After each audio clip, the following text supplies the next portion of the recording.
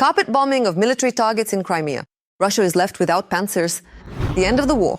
70% of Russians support ending the war, and Putin's approval rating has hit a record low. A revolt among Russian war correspondents. They are shouting for Putin to immediately end the special military operation and are predicting a major spring offensive by the armed forces of Ukraine. In Crimea, the Kirovskaya airfield was destroyed and ammunition depots were burned.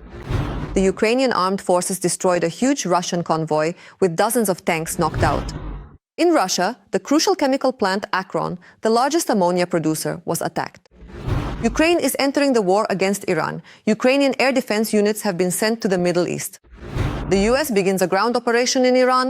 Trump deploys airborne troops into battle. A stab in the back, Putin becomes a toxic partner, and China shuts down all joint projects. A joke. Peskov complained that international law no longer exists. Hello, my name is Katerina Nesterenko, and right now we'll talk about the main news. But first, please like this video and subscribe to our channel so we don't lose each other on this vast platform of YouTube.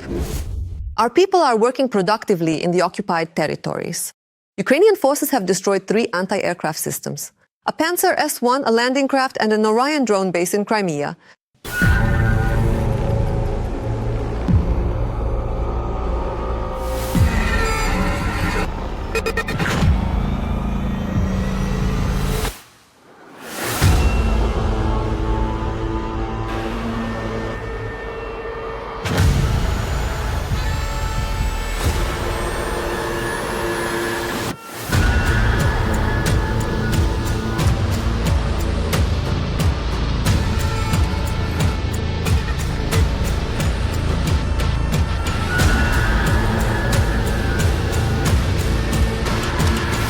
They also struck the Kirovsky airfield, hitting the drone storage area and completely destroying 4 control stations. In addition, Ukrainian forces neutralized a Russian mobile group and air defense systems. The fighters of the first separate center of UAV and electronic warfare prepared a special bouquet of defeats for Russian air defense systems by March 8th. As the unit noted, for our wonderful women.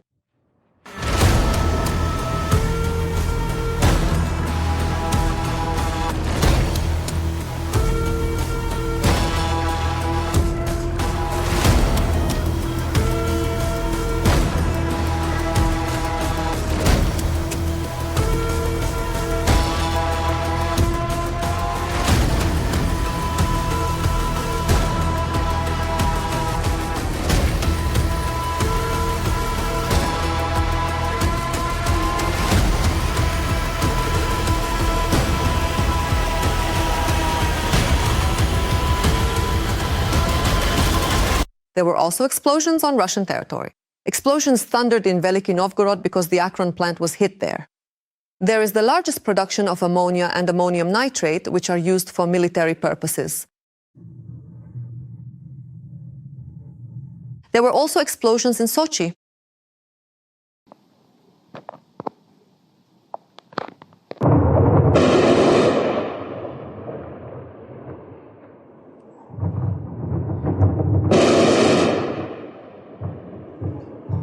Also, as became known from Russian media, our forces attacked a military unit in the Kursk region on March 6th. There, Baba Yaga targeted the Russian military elite. According to the group, 3 82mm caliber mines were dropped from a Baba Yaga UAV. As a result of the strike, 4 officers were killed. Lukin, Major, Porchilin, Captain Bal, Senior Lieutenant, Epifanov, Senior Lieutenant. What good news! Let's keep donating for drones and supporting our military. They are doing a tremendous job. Reading the comments under previous episodes, I see that many of you are watching us from Europe, Kazakhstan, Moldova, and even the USA. We, Ukrainians, are grateful for your support and proud to have such reasonable viewers. Write in the comments under this episode which country you're watching us from and whether people there support our fight against the empire of evil. I always enjoy reading your comments, and in the meantime, we continue. Next comes the most interesting part. And the military continues to battle the warming. The intensity of fighting on the front has increased. According to the military, in the Chelyabinsk direction, the enemy attempted to carry out a raid, a rather daring one. A Russian tank, a BTR-2, and a quad bike with troops were spotted. Our soldiers successfully engaged them. However, as stated by the commander of the 1st Separate Assault Regiment, Dmitro Filatov, at the moment, Chelyabinsk in the Zaporizhzhia region is almost occupied. Nevertheless, according to him, this is part of the plan. Currently, the assault regiment is in the area of the counter-attacking actions of the Ukrainian Armed Forces on the southern section of the front, which have been ongoing since the end of January this year. But this is part of the overall strategy. And in the near future, I think everyone will understand why the process is unfolding this way. But the military continues to destroy Russian columns in this direction. Here is how Magyar's birds destroyed one of them and forced the enemy personnel to flee.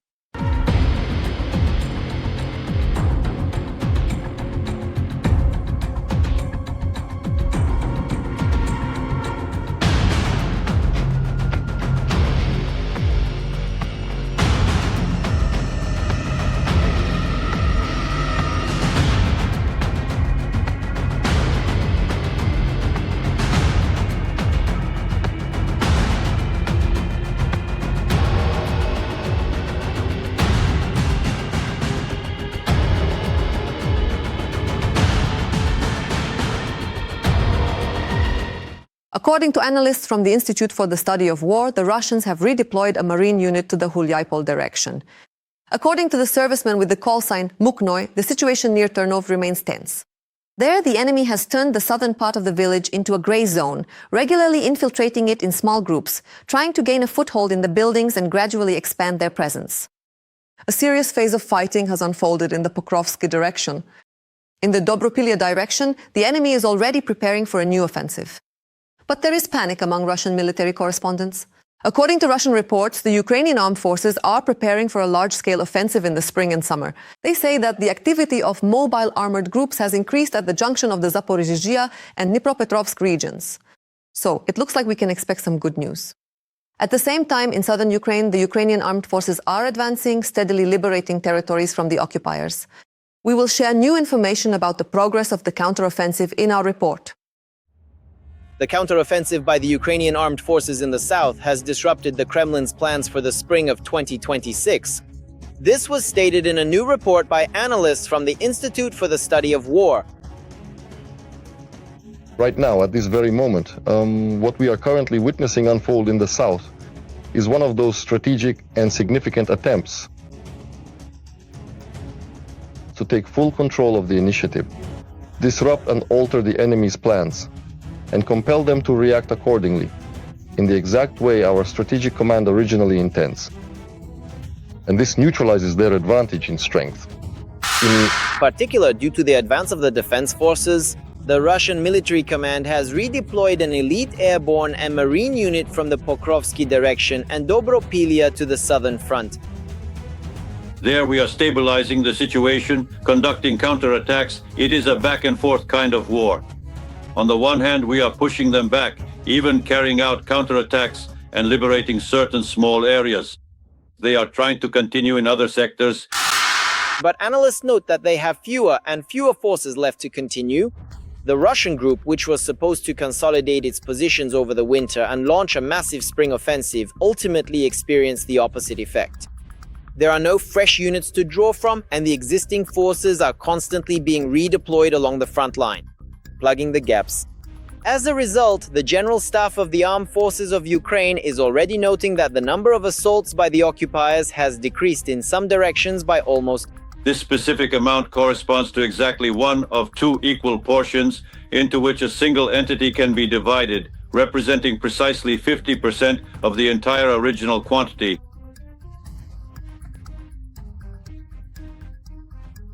They are immeasurable. They are now trying to maneuver their troops because they can no longer generate forces for 8, as they noted, strategic directions from Sumy to Kherson. In recent days, this has been most noticeable in the area of the settlement of Pokrovska. There, our fighters continue their advance. Then even the fact that Russia once again transferred its reserves here did not change the situation. Ukrainian fighters managed to gain a foothold in Ternove, as well as drive the enemy out of Berezove, and have likely entered Novorichorivka and engaged in battles for Sladkoye. At the same time, Russian attempts to maneuver along the more than 1,200-kilometer front line are opening up new breakthrough opportunities for our military. This is happening, for example, in the area of Chelyabinsk, which was an extremely difficult sector all winter. And our systematic counterattacks strikes on logistics and flanks in these sectors. The special operations carried out by our Special Operations Forces and intelligence services allow us to hold the front and destroy the lion's share of enemy troops in this sector. Our fighters also distinguished themselves near Lyman. As reported by the 3rd Army Corps, the enemy, lacking enough assault troops, decided to advance here using an old proven method. They assembled a column of armored vehicles and tried to break through our defenses. The result was quite predictable. Russian BMPs and tanks were attacked by swarms of FPV drones from the Silver Battalion unit. Ukrainian artillery also joined in the destruction of the column. Ukrainian strikes forced the Russian column to retreat, but as they withdrew, they were also pursued by Ukrainian drones. With the support of fighters from the 3rd Assault Brigade, the 63rd Mechanized Brigade, and artillery from the 60th Mechanized Brigade, every single vehicle was hit, as noted by the Corps. As a result of the coordinated actions of the units, they destroyed a tank, 3 armored personnel carriers, and eliminated the infantry. At the same time, the defense forces are not forgetting about their deep strike missions. However, alongside the ongoing fires at oil refineries, reports are increasingly mentioning direct military targets as well. Apparently, the reconnaissance and planning of many missions have reached their final stages. The main intelligence directorate published a video showing drones attacking 2 patrol ships. The Okhotnik, a Project 1496M1C tug, a Project 16640 firefighting vessel, and another BK-16 landing craft. Most likely, kamikaze drones equipped with Starlink antennas were used. At the same time, assessing the overall situation at the front, analysts from the Institute for the Study of War believe that in March, Russia planned to continue applying pressure and build on its tactical successes near Orikhiv and Hulyapol, as well as intensify attacks in the Sloviansk-Kramatorsk area. However, the blocking of Starlink and the subsequent advance of the Ukrainian Armed Forces have clearly disrupted these plans, and now Russia is forced to abandon its major spring breakthrough.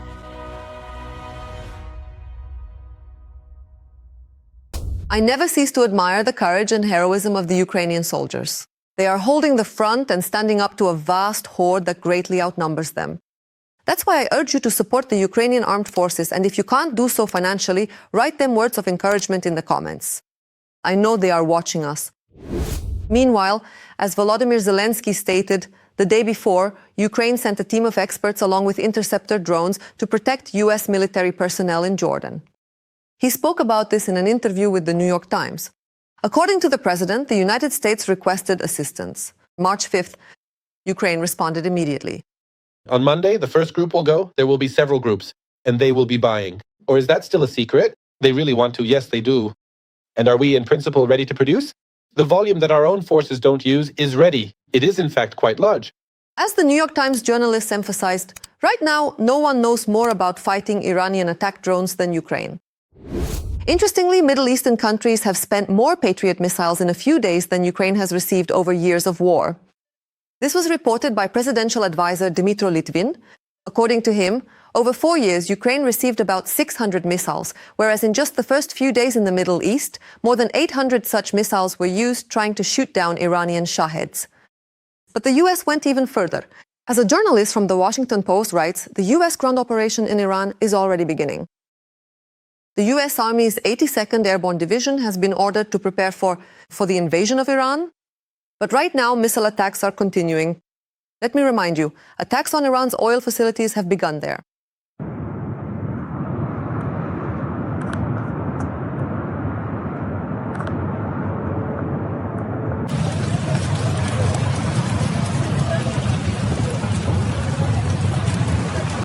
This is what the sky over Tehran looks like after massive fires at oil facilities.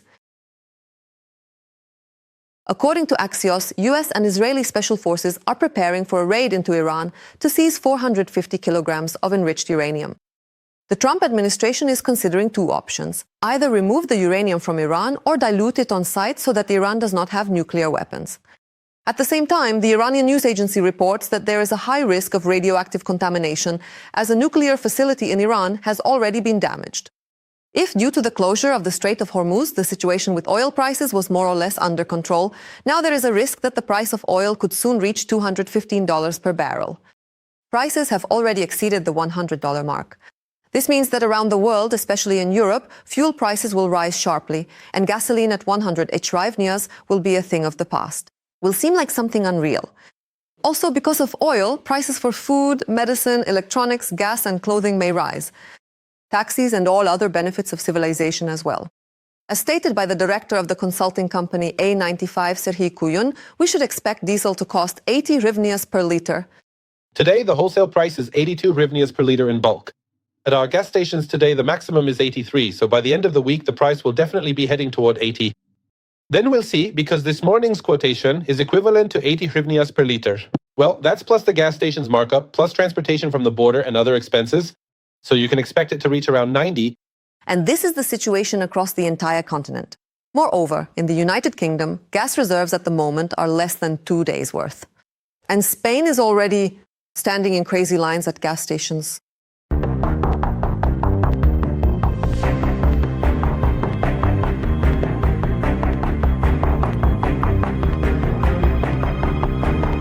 Meanwhile, Turkey and Azerbaijan are joining forces against Iran and Russia. This is a response to Iran's aggression, which is sponsored by the Kremlin against Ankara and Baku. How far will this confrontation go, and will Turkey enter the war in the Middle East? We will tell you more about this in our report. The Caucasus is on the verge of entering the war in the Middle East. Turkey and Azerbaijan are preparing for a conflict with Iran and Russia. Our armed forces, the Ministry of Defense, the State Border Service, and all other special forces units have been placed on Mobilization Alert Number 1. As part of the Mobilization Alert Number 1 announced by Aliyev at the Security Council meeting, Baku has begun calling up reservists and the army has been brought to full combat readiness.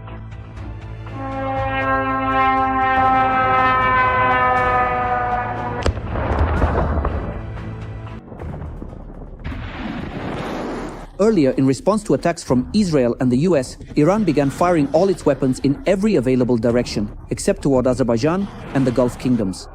Iranian ballistic missiles were shot down over Turkey, and Shahed drones were intercepted near the island of Cyprus. Under no circumstances will Turkey leave the defense of the country to chance and will act decisively. The political leadership of Iran, represented by the foreign minister and the president. At times they deny the strikes, then they repent and promise to stop. However, judging by the actions of Ilham Aliyev and Recep Erdogan, no one believes the words of the Persians. Turkey is considering the possibility of deploying F-16 fighter jets in Cyprus, according to a source in the Ministry of Defense. Fueling the escalation between Baku and Tehran is the Azerbaijani ethnic group in the northwest of Iran. According to various estimates, between 30 and 40 million people living in territories controlled by Tehran are ethnic Azerbaijanis. Ever since the Treaty of Turkmenchay, when Azerbaijan was divided into two parts. One part went to the Russian Empire, the larger part went to what is now Iran, which we refer to today as southern Azerbaijan, where 40 million of our ethnic brothers now live. We also understand that in modern history over the past 35 years, secular Azerbaijan is like a thorn in Iran's side, like a bone stuck in its throat. Potentially, Moscow will become Tehran's ally in its confrontation with Baku and Ankara. The Kremlin is already providing Iran with military and intelligence support. They do not support us politically or on other issues. Military cooperation between Iran and Russia is no secret. You know, we have worked with each other before, and this continues and will continue, I hope. In the Gulf countries that are being attacked by Iran, Russian components and drones are being found. But what is even more important is that against the backdrop of rapidly developing events in the Middle East, the value for the Kremlin is rising significantly. The value of the South Caucasus. Pressure on Azerbaijan is not working because Putin clearly does not want so much to quarrel with Ilham Aliyev as to avoid entering into a direct conflict with Recep Tayyip Erdogan. But as the region's role increases, as a region of stability in the event of an unstable Iran and unstable Persian Gulf countries, Russia may try to play its own game here, and it is very dangerous for the countries of the South Caucasus. This simply needs to be taken into account. Will Putin dare to open a second front in the South Caucasus?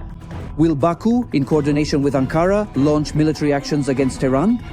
The region is heating up rapidly, and we will learn the answers to most of these questions in the near future. There are signs of fatigue from the protracted war in the Russian information space. For example, during one of the live broadcasts, propagandist Ivan Pankin openly questioned the appropriateness of the vague terms of the so-called special military operation, and he demanded specifics from the Russian leadership. Listen for yourself. There is no doubt that in the end, well, when that very outcome finally arrives, Kupiansk and all the other settlements that are truly necessary to achieve the goals and objectives of the special military operation, they will be ours. But as for the strategic goals, of course, there is absolutely no doubt about that at all. The only question is the timing. When? That's the key question. When will all this end? When will it finally be over? That means there is a certain, I'm putting it mildly, fatigue. Fatigue. But really, of course, it should be said differently, and I want to say it differently. Meanwhile, due to the Telegram blockade, some Z military bloggers are already losing their nerve. So, Russian Z blogger Alexei Larkin, who is one of the agitators for war and actively supports the Russian army, suddenly saw the light and took a swing at Putin himself. Larkin accused the Kremlin schizophrenic of turning Russia, under his careful leadership, into a failed state. In the end, the Russian Federation is partially a failed state, and we must honestly admit this. And Vladimir Putin bears responsibility for this, as well as for the fact that he is incapable of understanding the situation. On his own, without reports, without folders, even when many people tell him what the reality is on the ground. And he was told this by war correspondents, experts, and people from the Security Council. The Russian authorities are planning to block Telegram in Russia starting April 1st. An exception was planned only for the combat zone. And so, in fact, on the eve of March 8th, a performance was staged for Putin that could justify the total blocking of Telegram. At a meeting with women, the Russian dictator was told about the inadmissibility of using the enemy's Telegram among the troops. In fact, they had to stage a little performance for this purpose. Z-blogger Alexei Larkin also reacted to this. By the way, this is also incidentally a festival of idiocy. Do you also agree with the opinion that using those communication systems which are not ours and not under our control poses a danger to our personnel? In practice, Putin assembled a brilliant team of officials, ministers, and other geniuses who stole money, sabotaged the country's sovereignty objectives, and ultimately created leaky and critically dangerous products that any random guy off the street can buy access to for a small price. This applies not only to Max, but in principle to all our military communications and the entire process of digitalization. That is, in the current situation, we can trust a foreign commercial company more than our own government agencies. A private company values its reputation and money, so it bears responsibility. The Russian Federation bears no responsibility, nor does it have a reputation. It doesn't have one, and it takes money out of the ground. Well, before the war, they used to call Ukraine State 404. 4 years of the so-called special military operation have passed. And now they call Russia the 404 state. I'm sure that many people will have their eyes opened, and very soon. The proportion of Russians who want the war to continue has dropped to its lowest point since the invasion of Ukraine began. This is reported by the Moscow Times. In February, the share of those supporting the continuation of the war against Ukraine fell to 24%. This is the lowest level since the start of Russia's invasion. This was shown by a Levada Center poll. So the previous record was recorded in December, 25%. At the same time, the proportion of Russians in favor of negotiations has risen to its highest level. Specifically, 67% expressed support for the peace process. Percent of respondents. In December, it was 66. And here are some more interesting numbers. According to data from the All-Russian Center for the Study of Public Opinion, the approval rating of dictator Putin has reached its lowest point since the start of the war. Less than a third trust him. Support for United Russia has also fallen to its lowest level. Published data show that at the end of February, only 32% of Russians named Putin when asked to name any politician they trust. This is the lowest result for the entire duration of the war with Ukraine. Putin's peak trust level was recorded in March 2024, 48.8%. Since then, it has dropped by 1.5 times. What do you think? Will all Russians eventually see the truth? Share your thoughts in the comments. I'll definitely read them. Every voice matters. Join our community, support independent journalism and help us bring you the truth from Ukraine. Become a member of Ukraine Today. Join us now. The press secretary of the Russian dictator Putin, Dmitry Peskov, complained that international law no longer exists. He stated that under these circumstances, Russia needs to focus on its own interests and build up its capabilities. Peskov said this in a comment to the Russian propagandist Pavel Sorubin. He also commented on the events in the Middle East.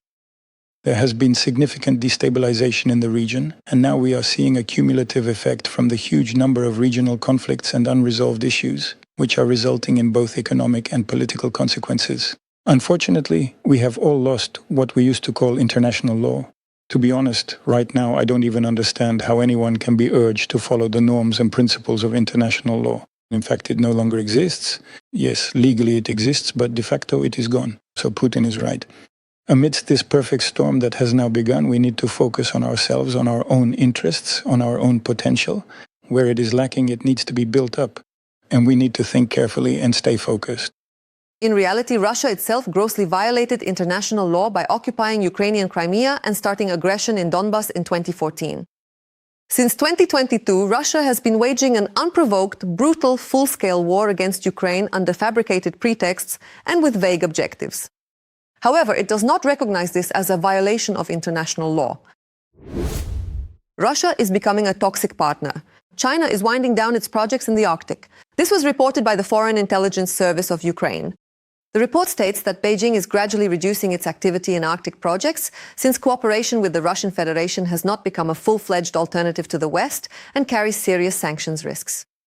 According to the Foreign Intelligence Service of Ukraine, most joint initiatives were agreed upon before 2022.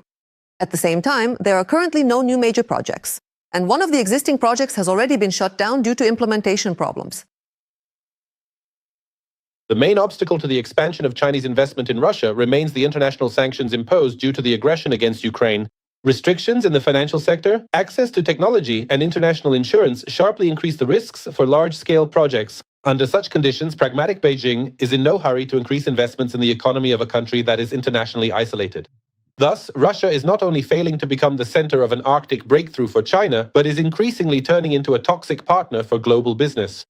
While civilized countries avoid cooperating with an aggressor state, Moscow is losing investment opportunities, technological access, and prospects for development even in those regions it recently considered strategic. Well, what can I say? Definitely good news. Like if you agree. Meanwhile, Belarus is preparing a provocation against Poland. Warsaw is ready for tough decisions. Things are tense on the border between the two countries. Details about the growing tension are in our report. The Belarusian dictator Lukashenko has once again descended into senility. The aging Batka sees enemy plots everywhere. And Now I will show you where the attack on Belarus was being prepared from. In response, according to Western intelligence, Belarus, acting at the Kremlin's behest, has begun actively preparing its own provocations on the border with Europe. In particular, in Poland, where Lukashenko and Putin have long promised to carve out the Suwałki corridor to the Russian. Kaliningrad is a unique Russian exclave situated on the Baltic Sea, completely separated from the rest of the Russian mainland and nestled between the borders of Poland and Lithuania. Formerly known as the German city of Königsberg, this strategically important territory serves as a vital warm water port and a significant cultural crossroads in Eastern Europe today. Against this backdrop, Putin only adds fuel to the fire by demonstratively sending more and more new equipment and instructors to Belarus, and by establishing factories and enterprises there for the repair of military equipment and weapons. Lukashenko himself is conducting exercises on the border with Europe and inspections of defense capabilities. these same men started a war not far from our borders. Either the aging dictator has eaten too many potatoes or he forgot to take his medicine. But the Polish government was alarmed by Lukashenko's statement. We'll definitely respond. As a result, Poland, for security reasons, is closing the airspace in the east of the country. The Polish government authorities have officially announced that the country is closing its entire national airspace for a period of as long as 3 months. Specifically, this closure will be in effect from March 10th all the way through to June 9th, 2026. The airspace, the sky, will be closed. All of this is being done to ensure security. Moreover, NATO troops have also gotten involved. They began demonstratively moving Western military equipment along Poland's borders, thereby showing Putin that provoking the alliance is not a good idea. Even more so. Well, that's just nonsense, really. Why keep spreading these stories? The situation is not like that at all. In 2026, Russia will not attack the Suwałki corridor, let alone Poland. That's nonsense. Nevertheless, the Kremlin continues to push its agenda, stuffing Belarus with weapons, including nuclear ones. And all this, analysts explain, is because after the events in the Middle East, Putin is scared out of his wits. He understands perfectly well that, if it comes to it, he could be removed just as quickly as the Iranian leader was. That's why he's trying to shift the blow from Moscow to Minsk. The Russians want to use Belarusian territory in the event of a nuclear conflict so that the strike would hit Belarus, not Russia or Moscow. However, it's unlikely that the bunker dwellers' elaborate scheme will go unnoticed. Not by Western intelligence agencies. All their strategic plans concerning the use of Belarusian nuclear weapons, as they say, all of them will go off the rails. As for Lukashenko, Poland, by closing part of its airspace, made it clear that it is not to be trifled with, and especially not to provoke Warsaw into further escalation. After all, if the West so desires, the Belarusian regime could fall just as suddenly as the Iranian one. Well then, ladies and gentlemen, we have yet another cringeworthy moment from across the border. Just listen to this. In Chelyabinsk, on March 8th, a 30-year-old genius got into a fight with his woman right on the holiday. He got drunk out of grief and decided to experiment with an expensive perfume, which she had refused to accept as a gift. Social media reports say that at some point, the glass bottle ended up completely inside his rectum and got stuck there for good. He couldn't get the perfume out on his own, so he had to call an ambulance. He told the doctors the classic story about how he just slipped and accidentally sat on the gift.